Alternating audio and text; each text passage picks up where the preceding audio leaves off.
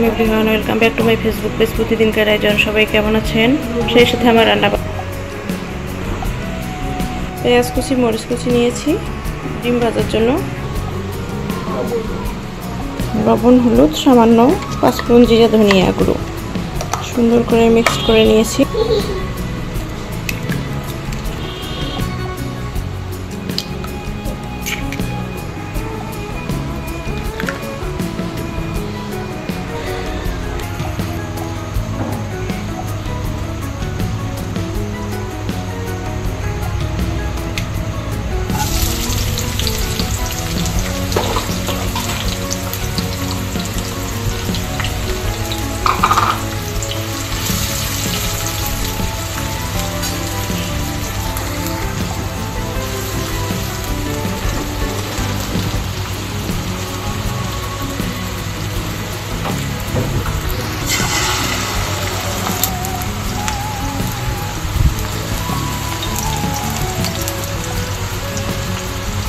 দিয়ে দিব সামান্য মরিচের গুঁড়ো কালারের জন্য, দিয়ে দেবো 1 চা চামচ পাঁচফোড়ন, জিরা, ধনিয়া গুঁড়ো। এবার মিক্স করে নেওয়ার পালা, সুন্দর করে মিক্স করে নেব।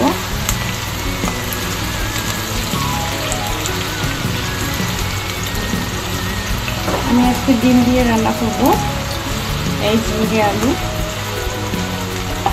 এখন আমি ঢেকে দেবো।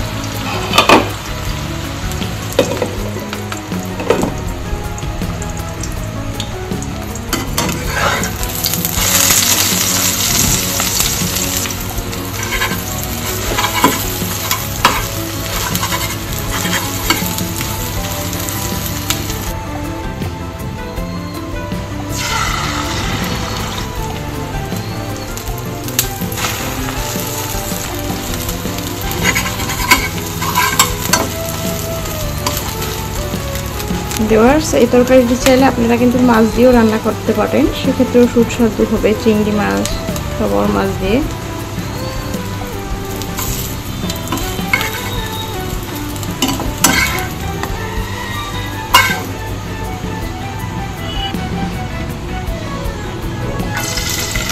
ভিউয়ার্স, আমি যে কোনো তরকারিতে শুটকি ভেজে রান্না করি।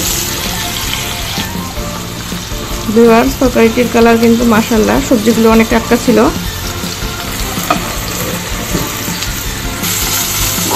ভিউয়ার্স, এখানে আমি পেঁয়াজ দিয়ে দিয়েছি, রসুন, মরিচ দিয়ে দিয়েছি, আর এখানে করলায় আমি লবণ, হলুদ, মশলার গুঁড়ো নিয়ে নিয়েছি সামান্য করে। সামান্য একটু পানি দিয়ে দিলাম।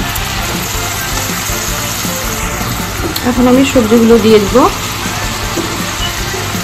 এই সময় কিন্তু করলা খেতে বেশ ভালোই লাগে, বিশেষ করে এই যে এই পাকা করলাটা শুটকি দিয়ে রান্না করলে।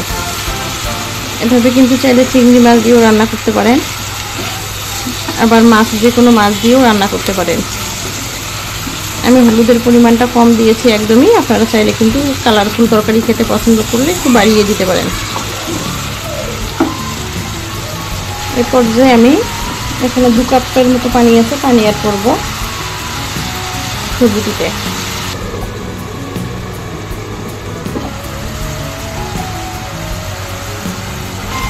ভিউয়ার্স, এই করলা ভাজিতে আমি 1/2 কাপ পরিমাণে পানি দিয়ে দিলাম। ভুল বলেছিলাম, পানি দিয়ে দিলাম। আপনারা চাইলে কিন্তু নাও দিয়ে মিডিয়াম হিটে রান্না করতে পারেন। এখন আমি এই ঝিঙের তরকারিতে দিয়ে দিব ডিমগুলো।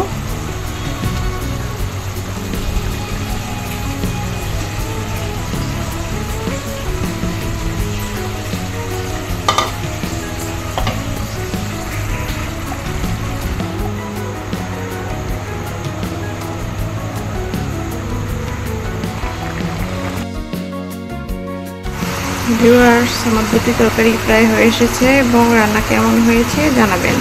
আমার ভিডিও যদি ভালো লাগে থাকে, ফেসবুক পেজ থেকে হলে পেজটি ফলো করে রাখবেন এবং ইউটিউব চ্যানেল থেকে হলে চ্যানেলটি সাবস্ক্রাইব করে রাখবেন। ভালো থাকবেন সবাই। আল্লাহ হাফেজ। সবার জন্য অনেক অনেক দোয়া, আমার জন্য দোয়া করবেন।